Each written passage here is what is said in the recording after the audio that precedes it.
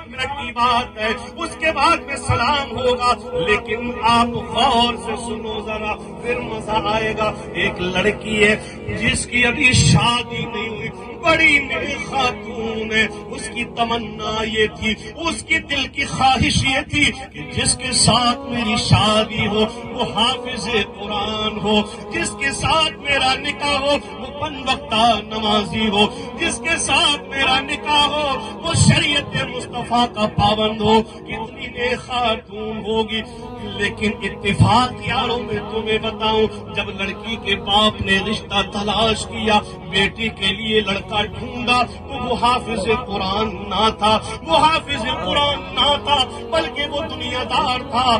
لیکن جب بیٹی کا رشتہ ہو گیا تو بیٹی نے باپ کی عزت کی خاطر اپنی خواہش کو مار لیا، کہا جہاں میرے باپ میری ماں رشتہ کریں گے وہیں میں نے شادی کرنی ہے۔ اے نوجوانوں، تمہیں یہ بھی بتاتا چلوں، تم لوگ اپنی خواہش کے لیے، تم لوگ اپنی محبتوں کے لیے اپنے ماں باپ کی عزت کا گلا مت دبایا کرو، اپنے ماں باپ کو آنسو نہ بہایا کرو، بلکہ ماں باپ جو فیصلہ کر دے اسے قبول کر لیا کرو، اللہ اس میں برکتیں عطا فرمائے گا۔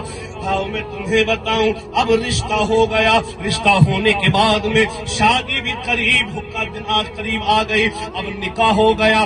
نکاح ہونے کے بعد میں یارو، لڑکی جب سسرال جاتی ہے، سہاگ رات یعنی یہ پہلی شب کی شادی کے بعد میں پھر کیا ہوا، لڑکی نے جب لڑکے کو دیکھا اور لڑکے نے جب لڑکی کو دیکھا تو لڑکی کی آنکھوں میں آنسو آ گئے۔